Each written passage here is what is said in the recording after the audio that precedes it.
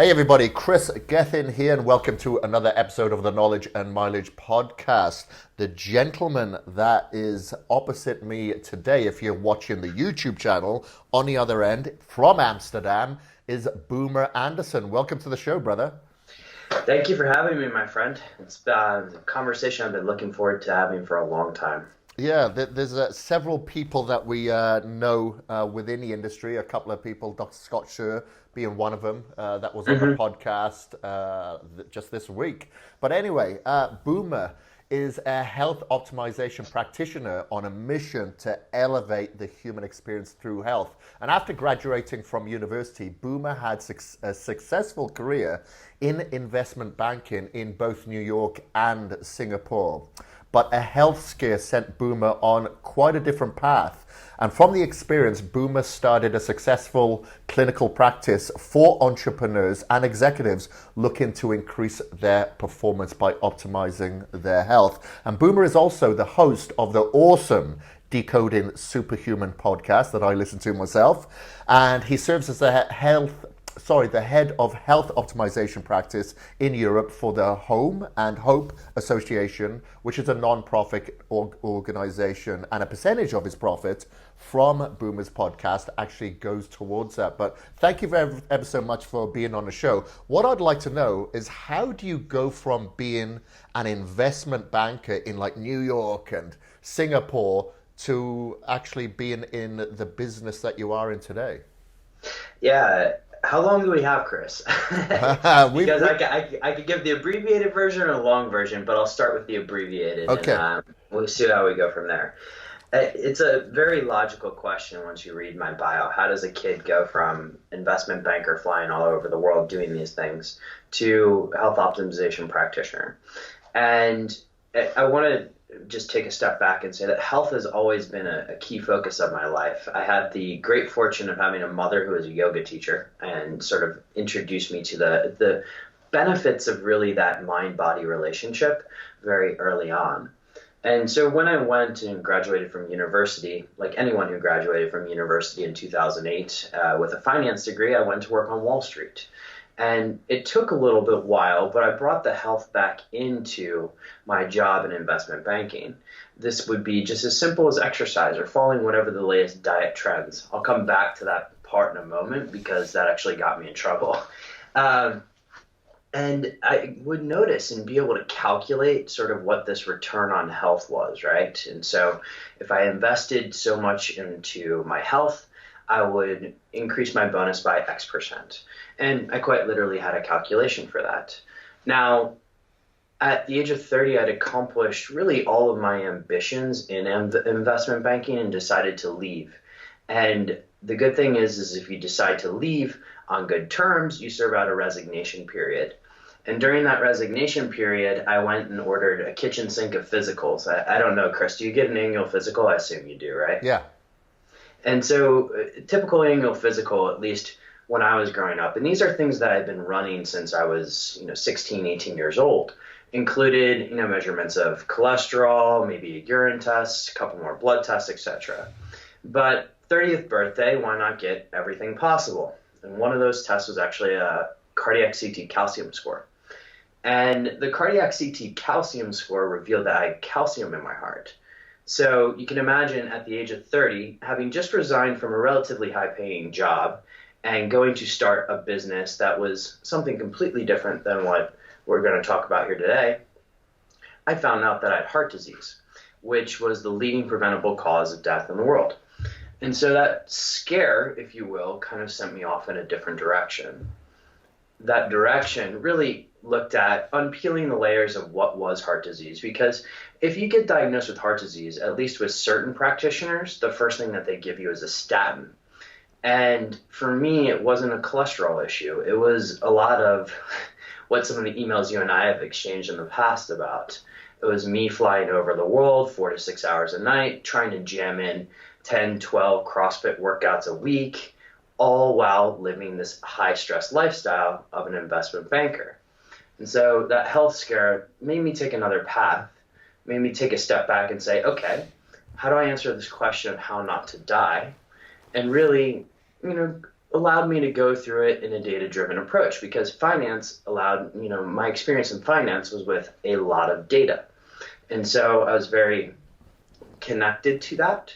And there were these emerging sciences like the omics that allowed me to explore my own relationship to health through data. Does that make sense? Yeah, that makes sense. Yeah. Interesting. So then, you obviously, I think you were from Portland originally, but obviously you're spending a lot of time in New York and Singapore. But now you're in Amsterdam. Like, Yeah. So connect those dots, huh? yeah, I'm struggling. Please share. Yeah, most people when I say, why or think why did he move to Amsterdam, there's like this presupposition, if you will, that he loves cannabis, and that's not necessarily true. I actually just happen to love the city of Amsterdam. There's a great book by Russell Shorto which explains why Amsterdam is such an amazing city. I'm originally from Chicago and lived a little bit all over the world, had the pleasure of traveling to over 50 countries until moving to Amsterdam. And so when I lived in Singapore and was resigning from my job, the question was like, where do you want to move?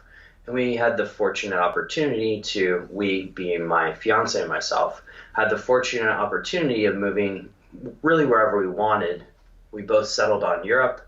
And of the cities that were of option to us, Amsterdam was my favorite. And so the joke is that God built the world in 6 days and the Dutch built the Netherlands on the seventh. And it's just amazing to see that a country and really a city that is underwater can thrive the way Amsterdam does. And it's such a cosmopolitan place. You have to come and visit, my friend. Yeah, I know. You're the second person this week that has told me that. William Bonac was on the show, and he lives there, and he was telling me, you've got to come, you've got to visit. Like my fiance, she's been there a couple of times, and would you believe it? I'm from Wales. I'm just literally a very short, or I was a very short flight from there, but never visited. So it's on the bucket list, my friend. We've kind of traded sides of the pond, right? Like now you're in, I think, Colorado, right? No, I'm in Boise, Idaho now. Oh, Boise, Idaho. Yeah. That's great. So even, we're traded sides of the pond, so you'll have to come visit and I'll show you around. Awesome. Will do. I'm going to hold you to that. So then, so now you offer quite an intriguing platform that I've gone through where you really help entrepreneurs with their performance, optimizing their health. Is this because you had been in the space of like on Wall Street and you're just seeing that people are just burning the candle at both ends? What was the reasoning by you not only just fixing yourself, and I'd like to know as well how you have fixed yourself and then obviously utilize the tools in order for you to share and help others? Sure. Let's start with by answering how I fixed myself, because that will kind of dovetail into how this business has grown. And it really started with kind of a realization. At that time when I was 30 years old, getting diagnosed with heart disease and being told that, life is essentially over or you have to come back in 5 years, I wasn't willing to accept that. And, for a while I did take a statin, and the statin caused a chest pain. And it turns out that based on data, which I was piecing together myself through things like 23andMe and some of these esoteric services on the internet, I was coming to find that, this relationship that statins causing chest pain was something that was I was predisposed to in my genes. This is all N of 1, and I would just experimented with it. And so I stopped taking the statin because frankly I didn't need it, and the chest pain went away. And so that was kind of where the light bulb went off, and it was like, okay, if this information can really be this helpful, what else can I learn from this? And so that just became a nonstop reading, learning lesson, reaching out to people all around the world. Frankly, that's why I started the podcast, because like you, I love to talk to smart people all around the world, and one of the ways to get a free consult is to invite them on your show. Yeah. So I really started building out this data set, if you will, learning from the likes of Dr. Dan Stickler, Dr. Theodore Achacoso, Dr. Scott, etc., and really starting to understand what made up me. And it was a very data-driven approach. And, after a little while, I started to feel better. I started to look better. I started to actually perform better. And when I moved to Amsterdam, I kept in touch with colleagues. And these colleagues all of a sudden were reaching out and saying, hey, can you do this for me? I was not really intending to become a health optimization practitioner, if you will. But the story just goes, they reached out, they became clients, and after a while, they referred people. The great thing about working in investment banking is people have fractal-like networks, and so they refer people to you, and that's just how I've grown my practice over the past couple of years. Now, the emphasis on the data and the data points that we gather has evolved over time as data and the information that we gather has evolved over time. But the key focus has always been entrepreneurs and really what I call executives or high-performing professionals. The reason is because I can relate. Anyone with a time constraint, specifically in that realm, I can relate to very well. And so it's how to take what could be thousands of different variables and translate a message to a person who has 15 minutes a day, or how to take all of this information and relate it in a way that they're actually going to do something. Meaning, what are those micro habits that we can build that over time lead to a big macro change? And frankly, it's just a group of people that I know are making changes in the world. And if I could help them make better decisions, I can have a bigger impact on the world around us. Yeah. Now, what are the major things that you'd say that you focus on to help optimize people's health? Because, we all know we should eat better. We all know we should probably drink more and maybe less caffeine. And we should exercise, whether that be low-level activity or go to a CrossFit box or whatever. But I see that, sleep is definitely an issue. It's been an issue with myself. Like I had to go to a clinic back in 2014, Dr. Spanag's clinic in Altamar, Florida, for a problem, but that was for mold toxicity. But I'd see it, I could only imagine, in Wall Street where people have zero sleep. Is this one of the areas that you'd say is your largest focus, or is it all encompassing like a global picture? So if we take a step back, it's an all-encompassing global picture. Our process involves a thorough amount of analytics, starting with urine, blood, and stool testing. But then we really start to dive down into different areas. So you mentioned sleep. And look, I'm the first one to admit that from the age of 18 to 30, when I had my wake-up moment, pardon the pun there, I slept 4 to 6 hours a night. And so I wasn't really doing the sleep thing very well. But most people coming into my practice have an issue of one of three things, or just an opportunity, if you will, of one of three things. And it usually comes from sleep, as you mentioned, stress, and specifically how to build stress resilience, or nutrition. But our process really starts with gathering a lay of the land and really assessing where you are at the level of your cell, and then taking you through a change process that over time should lead to sustainable high performance. Right, okay, got it, yeah. Because I noticed that is one of the things that most people seem to lack, and it's very hard to convince them that they need to sleep more. You get them to eat, to follow a certain nutritional plan, they'll generally follow it, but when you tell them that they have to sleep, they usually come up with an excuse of why they can't do that. Yeah. I know, right? Yeah, I know. It's the tough one. So, what are some of the tips that you advise to some of your clients? I understand it's not a cookie cutter program and it's all going to be dependent on that client, of course. But what are some of the steps that you suggest to help people with their sleep? If they cannot have the amount of sleep that you suggest, what can they do to optimize the sleep quality? Sure. Let's start with a basic principle that I find works really well, specifically for this crowd, this clientele, frankly, for anyone really. And that's measure, right? There's a quote that wrongly gets attributed to Peter Drucker. That's what gets measured gets managed. I think Lord Byron actually said it, but he probably didn't have as good of a PR agent. And What's interesting is that my sleep has drastically improved. I think you and I both have the Aura Ring, right? But my sleep has drastically improved since starting to pay attention to it, starting to pay attention to not only just the quantity that is sleep, but also really the quality of sleep. And really starting to back into, hey, if I have that meal right before bedtime, I may not get as good a deep of sleep or good of deep sleep. Talk about verbal fluency there. But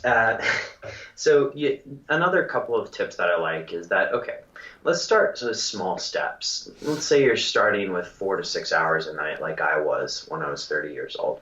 And rather than saying, hey, Kris, start getting 8 hours of sleep per night, let's move that in baby steps, right? Like maybe it's best to look at trying to get 15 minutes of extra sleep at night, or maybe even trying to modify your habits a little bit further. So in terms of how to improve sleep, even if you're getting a lot less of it, I like to be guided by the sunlight. So one of the first things that I do every morning is to go out and seek the sun. Try and get some sunlight first thing in the morning and as much of your body as you can. It helps really sink in your circadian rhythms. In terms of eating, I like to keep it an eating window, and that's a good regulator of your body. Your body has evolved over time to have different biological rhythms throughout it. And one of the things that you can do is by timing your meals is to get your body to sink into really different energy patterns. And then another one, and perhaps we can volley after this, is to stop eating a certain period before bedtime. It's usually about 2 to 3 hours, but that helps. And this also depends on your goals, by the way. That helps really to get more deep sleep.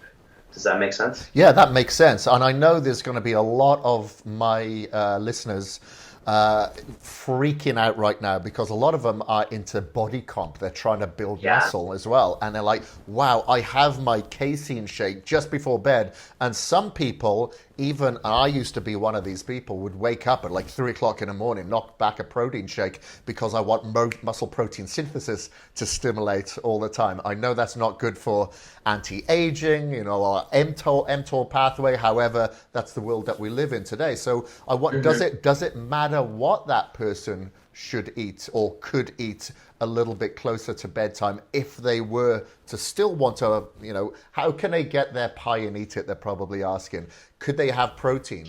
Does it matter if they have carbohydrates? What about fats, sugars? Do you know if there's anything that is related to the type of macros or micronutrients that they could have or couldn't have? That's a good question. And, I think you're talking to one of my mentors very soon, and I think it's a question we can also pose to him. But I like to stagger my meals on themes, right? And so my meals are themed fats, carbohydrates, and then protein. That doesn't mean that I don't have the other macronutrients in there, but I try to theme the meals because that allows me to control what enzymes I need in order to process those. In terms of in the evening, I found protein to be pretty effective with just carrying over into the evening. Look, I get it. If your goal is a bodybuilding show and you are looking to, be in a certain aesthetic during that time, this may not be the best strategy for you to stop eating 3 hours beforehand. But I generally work with people who are what I like to term cognitive ninjas and are really caring about brain performance. And we do know that there's a direct correlation between sleep and that brain performance the next day. Yeah, I wonder if there'll be a supplement that will help get you into that fast a little bit quicker, something that can obviously regulate your blood sugar levels, like a berberine, a quercetin, a chromate, or something like that, so people can eat and then sleep. Well, you should come over here because I've got a library of supplements that I've been playing with to kind of mimic those, but we'll play with those once you come to Amsterdam. Yeah, for sure. Okay. All right. And so you mentioned when somebody comes to you, I like your approach that you get them to get their blood work, maybe urine and all that sort of stuff. Now, you mentioned that you did a 23andMe. Do you actually get your clients to do a DNA test? And if so, what are you able to tell your clients with that DNA test? And what sort of, do you use the Apeiron DNA test? Yes, I think I saw that on your site. I've actually done that myself as well. Okay. I'm glad that I've got a coach over here that can decipher the matrix raw data. So let's talk about genetics, because my thinking around this has changed a little bit over the past 6 to 9 months. Is genetics useful? Categorically, yes. Now, is it the first thing that I'm going to look to when working with a new client, if you will? My thought process has changed there. And so when we look at what is directly useful today, it's helpful to assess at the level of the metabolome.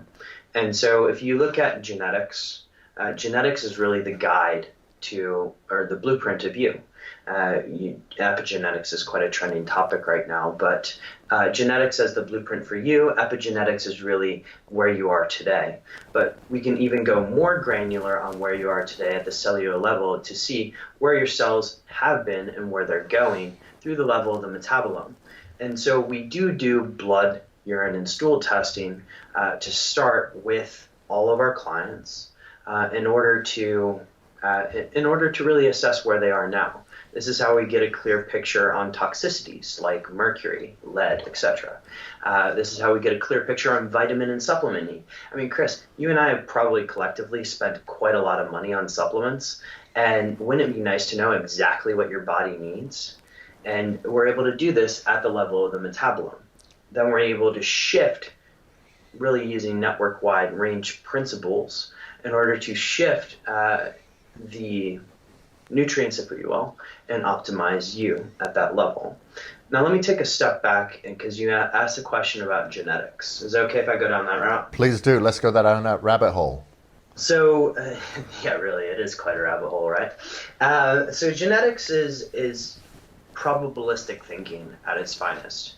And so what you're doing is essentially gathering whether the two that you mentioned, between about 600 to 700,000 lines of data in the form of single nucleotide polymorphisms that allow us to assess different aspects of you using probability. And so you can assess genetic predispositions for being able to process protein, for what types of fats are good for you, for really looking at, are you a low carb or a high carb eater?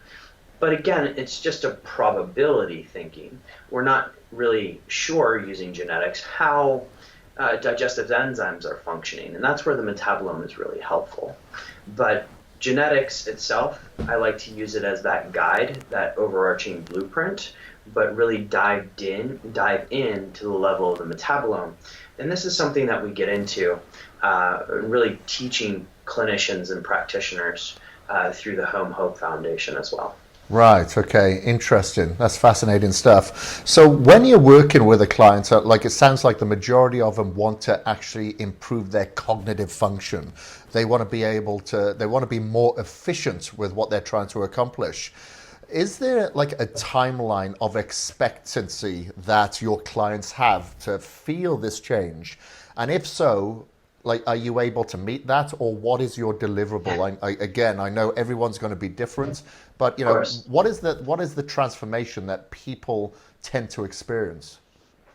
So I like how you highlighted the cognitive part, and sometimes, and Kris, you and I know this quite well, is sometimes to enhance cognition, you actually need to enhance the aesthetic part as well, right? It's, there's things, exercise, for instance, upregulates BDNF, helps focus quite a lot. But in terms of timelines, when I work with people, it's a minimum of a 3-month commitment. And the reason is because, well, one, we have to gather a lot of data, but two, I want to ensure that this isn't just a one-off, right? Once I gather that data for you, you're going to take time and implement that, and it's not going to be done all at once, and you need a guide during that process. And so usually over the course of 3 months, we can see some level of improvement, but I've got clients that I've worked with since I started this 3 years ago. And that, the continued, it's really a continued upward momentum, looking at, and I'm hoping I'm doing this the right direction for you guys watching this on YouTube, but going up and to the right, like any sort of stock chart that I used to look at back in the day, is the ideal direction. And so we just want to improve your performance consistently over time, but we're doing that through micro habit change. The beauty of the process that I've kind of put together is that we're assessing this through feedback loops consistently. And so you may be able to see improvement in areas like sleep and stress very quickly. You may be able to see improvement in your nutrition selection very quickly. However, there may be some things like stress resilience that take time to build. If you've been running your ship in a certain direction for 30 years, it may take a little bit longer to overnight shift your perspective. And here we go. We're going to get my light change here, my automatic light change here. But it may take a little bit of time to shift that perspective. And that's why I ask for a minimum of a 3-month commitment from people. Yeah, that makes sense. That makes sense. Now, when people, follow a program such as this, can I be under the assumption as well, because I get this all the time? Yeah, I can follow this diet, I can follow that diet, I can go keto, I can go meal frequency, intermittent fasting. However, I always fail because of my cravings. Now, I don't know why that would be with some of your clients. I don't know if it's because of their genetic disposition, they've created some sort of insulin resistance, or they're lacking in sleep. How do you usually target this? If people have some sort of disorder eating and whatever diet they follow, they just overeat, and usually overeat on the bad foods, i.e. sugar. What is it that you provide to help those people? That's a great question. And so everything is done in baby steps, and we have to look at where the person is on a continuum. And so let's say you have a person over here that is a smoker, obese, and hasn't worked out in 20 years. And over here you have somebody like yourself, right? And then people are usually somewhere in the middle when they come to see me. I don't deal with disease. I don't deal with sickness. I am purely focused on health optimization and maintenance. And so when we look at the general population, let's say somebody comes in and has issues with diet adherence. It's fairly common, right? Baby steps that I like to start with are establishing an eating window. So, okay, let's first break it down into when you can and cannot eat. And once you've established that eating window, and I may mean here, like, okay, at first you have a 12-hour eating window. Then we may try and shorten it a little bit more. And depending on what their goals are, maybe if it is a bodybuilding goal, we may not shorten it too much. But you can really start to shift somebody's perspective, if you will, by shortening their eating window. It's almost binary for them. Then over time, you begin to remove or insert certain changes. And these are very gradual changes. Again, this is why it takes me at least 3 months to work with people, because you want to make gradual changes. If I tell you to make a wholesale 180-degree change in your life overnight, Kris, like, how many people are able to do that? Maybe you and I, maybe. Actually, maybe for me, it may be a little bit harder. Maybe you can do it, but most people can't do that. And so we want to do this gradual micro habit step up over time. Yeah, that makes sense. Yeah, because people have created these neuro pathways. Maybe they eat that meal and then they have to have something sweet after it.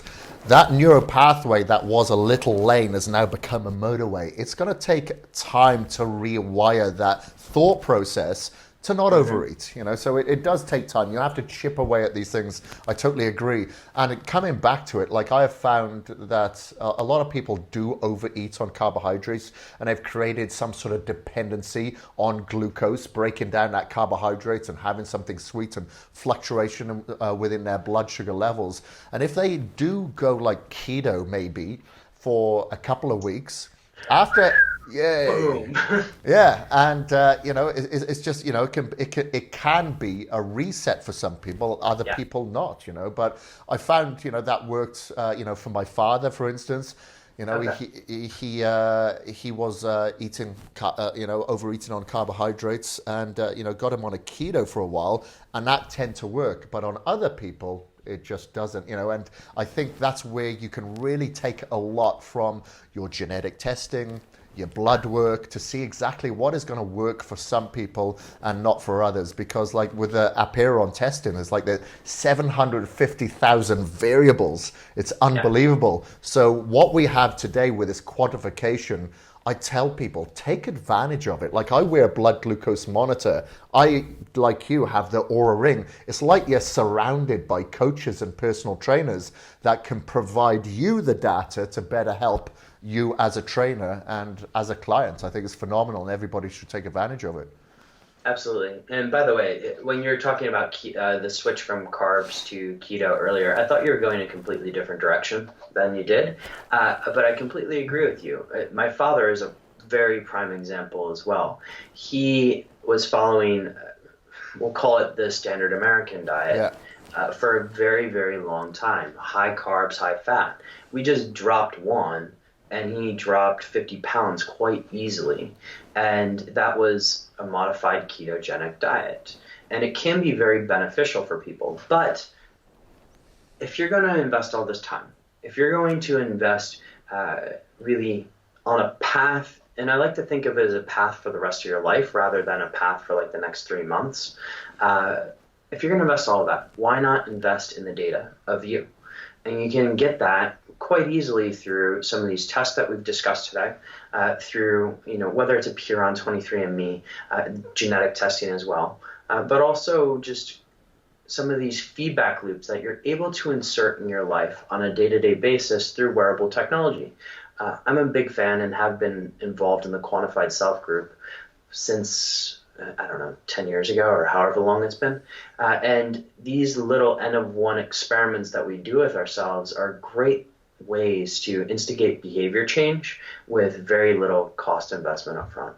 Right. Interesting. So let me ask you, are you a fan of like the ketogenic diet and intermittent fasting, or maybe a cyclical approach? Because like you do hear of a lot of people say, hey, I went keto and then after a couple of weeks, I've got so much brain function. My brain is optimized again, and obviously people are coming to you for that as one of the services.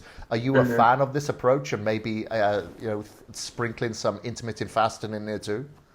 I try not to be, my approach is unbiased, right? I like to gather the data. I go back to the data, and I like to gather the data set first to understand what the person actually needs to thrive, and then attack it from there.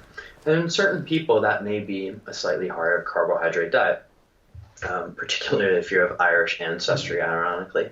But if you look at just the ketogenic diet as well as fasting, the two things that you mentioned, they do have cognitive benefits. So for the crowd that I like to work with, it does come up in conversation quite a bit, and in many cases it does become a useful tool to getting them to their goals. And let me ask you, I want to know, what sort of protocol do you follow personally? Oh, this is another one of those questions, Kris, where we can go down like a wormhole for a while. Let me be a little bit vulnerable here right now and just discuss. A couple of months ago, I was in. Have you ever been to Argentina? No, never. This is another place that you and I should go together. But so I went to Argentina and then over the Chilean side to hike Patagonia. And during that time, I drank some water, which apparently had some parasites in it. And so I'm actually fighting a parasite right now, which is fine. But I only know about this parasite because I did all the testing on myself. And so my diet is a little bit restricted in that it looks very much like a somewhat of an autoimmune paleo meets ketogenic diet. And so, yes, I am in some sort of state of ketosis at this moment, but I do like to cycle it out every once in a while because there is that element of metabolic flexibility that you want to maintain. If you go keto for too long, the question is do you lose that element of metabolic flexibility? And so for the next, at least the next couple of months until my next test, I will stay in that approach because it seems to be the best way to repair my gut. And afterwards, I'll go back to what is generally speaking a modified ketogenic diet with an emphasis on higher monounsaturated fats. Right, got it. And what does your eating window look like? Oh, right now so my meals are, this is plus or minus 30 minutes. So 11 a.m., 3 p.m., and then 6 or 6:30 p.m. And that also depends on where I am in the world, right? I try to keep to those anchored in Amsterdam time as much as I can, because it allows my body to adapt faster no matter where I am. And so if you're flying all over the globe, anchoring your meals is just one way to help your body adjust, going backwards and forwards. Right. Okay. So yeah, you do bookend quite the gap after waking in the morning and before going to bed. And what's your sleep hygiene look like? You know, because I know there's a lot of people that ask me that question. And knowing that you help people optimize their sleep, you know, what is it that you do to help optimize yours? What do I do personally to optimize my own sleep? I think one of the big realizations has been electronic and technology use, particularly in the evening. And so you see, look, my guys, I apologize, but my lights in this room are on a certain schedule. And it's to remind me to start slowing down and to start to really wind down my work process. Pretty soon this will turn into red light. And so the control of light at night, whether it is blue light or lux, which we're coming to find is actually quite a powerful thing to look at when it comes to light, are things that have been profoundly helpful in my sleep hygiene practice. This includes the use of those oh so sexy blue light blockers, right? And I'm half joking there, but they are getting quite fashionable these days, so I don't mind wearing them out to dinner and things. But really setting that time of, okay, I'm off the computer, I'm powered down, I'm done with email, has been extremely helpful. And then generally just sort of enjoying the time with my lady and reading books has been some of the key things. Now, if you want to do you want me to get into some of the more esoteric technologies that I use as well? Let's do it. Okay, so I'm just trying to think. So right now I'm staring around my home lab, if you will, in terms of office. I won't go too much into the supplements because that changes from time to time. But in terms of technological devices, one of the devices that I found to be very helpful for me in the evening is the V-Lite Neuro Alpha. You guys have all now heard about my history in investment banking and a whole bunch of stress. But the Neuro Alpha is a device that uses intranasal and transcranial photobiomodulation to essentially bring your brainwaves down to an alpha state. And I know I'm simplifying that there, but I find their device to be very helpful, especially during meditations at night, to ease the mind. Underneath my bed, I have an Earth Pulse PEMF device, which is just essentially pulsing out a frequency that is equivalent to Schumann's resonance overnight while I'm sleeping. That I've noticed has had a knock-on impact as to a higher HRV the next morning. Let's see, what else am I missing? There's certain things. Go ahead. No, I was going to say, I'm interested about your PEMF device. I've actually got one here. I did used to have it in my bed, but I found it just wasn't comfortable enough for me to have a good night's sleep. So I actually have an earthing mat there now instead. But knowing in Amsterdam, especially in the winter, that you don't get as much sunlight as you possibly could, and obviously if you get plenty of that restorative red light, that can help reset your circadian rhythm. Do you go out, or do you utilize like an infrared panel, and has that helped with your sleep? So I have one sitting right here, and it's the sauna space. I just happen to like their product. It's an incandescent based bulb instead of an LED based bulb, which is some of the other ones. And I find it to be extremely effective, actually. It's useful. It does make you sweat a little bit, so I need to distance my bedtime from my sauna space usage. But you'll see if you come over to my house, and this may actually be a little bit misleading considering I live in Amsterdam, but my office in particular is red at the beginning of the day before the sun comes up, and it's red at night. And so I may be sending out the wrong signal if people are walking around in Amsterdam and familiar with the red light district. But I do find those to be very, very helpful. I'd be curious what PEMF device you use, because I use one with a magnets that I put underneath the mattress, and Oh, right. I haven't really noticed a disruption in my sleep No, yet. I actually Uh, have the BioBalance. It's like a yeah, full-on mat, and like I actually have it on the couch now. It's just more comfortable to go on the couch, and like the earthing mat that I have is just very, very thin, so I can put that under the bed sheet, and yeah. that's comfortable. I don't notice that. And earthing's like, I just find it to be super important as well. Just getting out and putting my bare feet on the ground. I'm fortunate enough that I live on the ground floor, have a backyard, can walk outside. It's perfect. Yeah. But if you don't, just making some time to go out into the park, go into nature. It's amazing to see that like nature is becoming this new trending biohack, or whatever you want to call it, when it's been around for a while, and nature's been around longer than we have, Yeah, we're and always it's not. sorry. I was going to say, yeah, we're always trying to get back to our ancestral design, aren't we? And the thing is, we call them like biohacks. And when I talk to my dad about like intermittent fasting, he's like, "What you mean, just not eating?"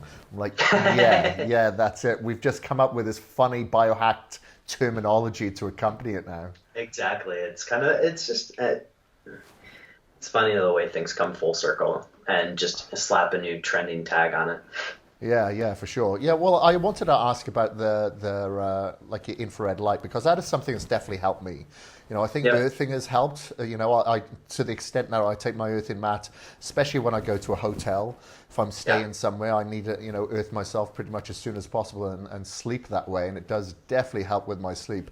And going away with like a portable panel because like just even though I was in San Diego, I didn't get the opportunity to go outside and get the sun. So having something there and even just blasting that in the morning, I find can really help reset your circadian rhythm somewhat for the evening, so you can kind of release that melatonin. And as you mentioned, wear the fashionable, sexy blue light blocking glasses for a couple of hours before bed as well. And like this is something that I try to encourage people that are in the body comp area, is that we're in gyms a lot of the time under artificial lights. Sometimes Yeah. there's no outdoor lights, whatever, and you're on a bench and you're looking directly up at these lights. It's not good. You're trying to spike your cortisol in an acute environment, but then it becomes systemic. And so, Yeah. I try to encourage people to even do so there if possible. Whatever you can to keep your head afloat, because this is quite the different environment to what we grew up in when we were younger. Absolutely. And, sleep, if you start jacking your cortisol systemically, it's going to wreck your sleep. And if you're looking at muscle protein synthesis, at some point you actually do need to sleep. And so it's a very important exercise, and I'm glad to see that you're touting that word as well. Yeah, yeah, for sure. It's something that I notice that, within this industry is that we all look at the vanity aspect of things with no consideration for our health and how they can both optimize each other.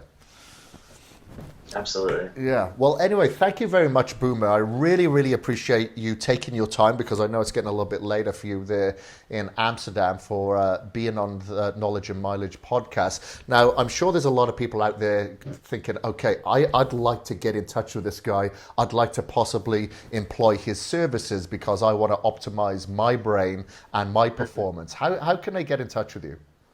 So there's three prime ways to do it. You can go to decodingsuperhuman.com. There's a podcast. It's free. You can listen to everything that I put out. We'll have you on the show soon, Kris. And there's also a newsletter which is dedicated towards the entrepreneur and finance professionals. So if that suits you, if that fits your goals, then you can apply for that newsletter. And there's directions there on how to apply for consulting work with me. Now, the second thing that you guys can probably reach out to, if you are a clinician or practitioner, is to go to homehope.org, which is where I dedicate a lot of my not-for-profit time. Some of the profits from the podcast go to that organization in order to help educate practitioners and doctors out there on how to optimize for health rather than treat disease. And then finally, Actually, this is just a plug for a couple of friends, Plug frankly, it. You go mutual for it. friends. And I didn't intend, but I came up with three at the beginning, and now this is going to be the third. You may have seen that my tongue is blue right now. I was going to say, is that some methylene blue that you got there? There is some methylene blue here, and there's a product that I love that's coming on the market, and I think it helps with verbal fluency, particularly after jet lag. It helps with focus, and it's just outright fun to go into Smurf mode.